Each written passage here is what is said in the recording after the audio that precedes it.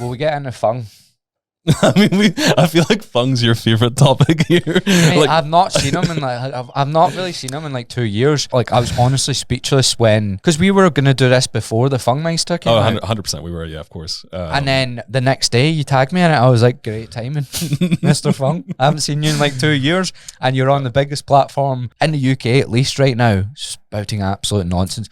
Right. So the worst thing about this podcast is he makes really good points, but then he fabricate like he like makes up stuff. Yeah, but he like there's some truth to everything he says, or most things that he says, like a tiny smidge of truth. Let your body eat your body fat. That's what fasting is doing for you. One of his things is like if you just cut, that's so stupid, mate. Basically he says if you cut 500 calories without it being fasting and it's just from your food, nothing happens because your body just adapts to those calories, and then he starts talking about starvation mode, right? So the annoying thing about that is there is a thing called metabolic adaptation, but it takes way longer than 1 day to start taking place, and it also will not reduce by 500 calories because that's a substantial cut in someone's calories. And you go get yourself a low-fat muffin.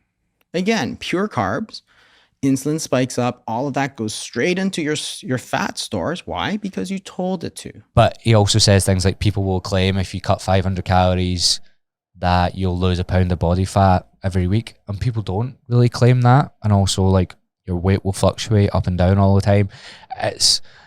People will get confused if they don't have any sort of knowledge, right? And they just take blanket statements and go, right, fuck it. I tried it for a week and I didn't lose a pound, so that can't work. But there's loads of nuance to it.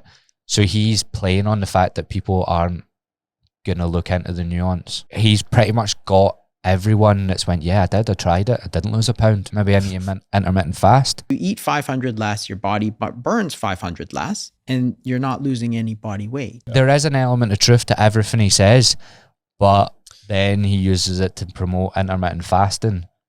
So he like bends the truth a lot, like crazy amounts.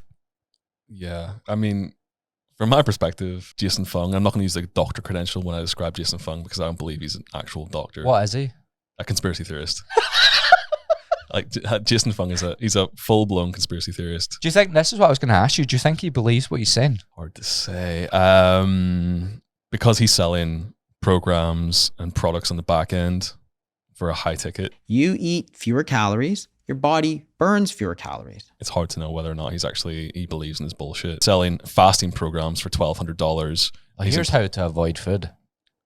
He's selling fasting programs for $1,200 and employing not dietitians or nutritionists. He's employing naturopaths. Like, what is that? It's kind of like an alternative medicine nutritional specialist. You could say. Alternative to medicine being not medicine, basically. Being not medicine. Yeah. Okay. He's someone who rejects evidence-based medicine, I would say. Like he's a cholesterol denialist. In his book, I don't even want to mention it, but it's called The Obesity Code. He argues that obesity is not caused by overfeeding, it's caused by excessive insulin.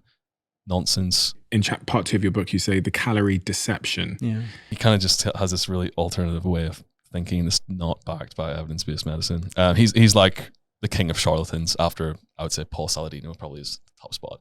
See, when I started, for the first year and a half, all I was speaking about was food, is because that's what I was more well-versed in compared to like lifting. I felt more comfortable talking about food. So I was constantly like looking at all these videos, pulling apart what they were saying and stuff like that. And then I just moved away from it because I find it an infuriating. This often leads people to say, well, just eat 500 fewer calories and you'll lose a pound of fat per week.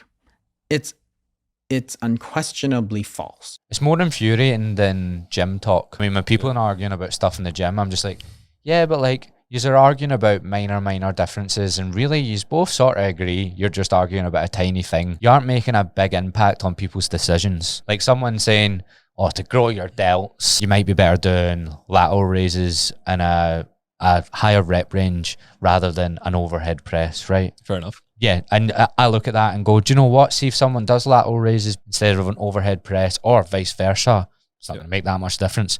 However, in nutrition, the advice people give how far away it is from the truth fucks people up. Start with 2,000 calories in, 2,000 calories out. So you go down to 1,500 calories, thinking that you're going to burn 2,000. One of the biggest things I've learned is even talking about calories in versus calories out and a calorie deficit is very useless with clients. Like at the start, like just saying to someone, right, this is what a calorie deficit is a useless conversation in the beginning. Their food habits have been ingrained for like 10 years and you need to figure out what those actually are, because people themselves don't know what they are until they work with someone for like 6 weeks. Eating low fats or you're eating tons of carbs, you're spiking your insulin. Insulin prevents you from burning body fat. One of the wildest studies I've looked at, and I can't remember where it was, but it was just showing how inaccurate people are at tracking their own food, or how inaccurate people are about what they think they eat, like they're wild off. But when would doctors really experience that? I think like when it comes to the actual MD credential, people inherently will have an authority bias. So if I see someone who is like maybe Andrew Huberman, for example, he's a professor at Stanford. He's got like credentials out the wazoo. Am I going to take nutrition advice from me, who's a nutritionist, or Andrew Huberman, who's a neuroscientist who's got fancy credentials? I'm probably going to go to Andrew Huberman if I'm in general public. So yeah, I think people just naturally will have a bias towards... You eat 1,500 calories, but you're keeping your insulin levels really high. You're eating 1,500 calories coming in, your body can only burn 1,500 calories. Your metabolic rate has just now gone down by 500 calories. That MD credential and people who have PhDs, even if they're spewing absolute nonsense, which Fung is, which Gary Brackett is, which Spectre is, like these charlatans in the industry,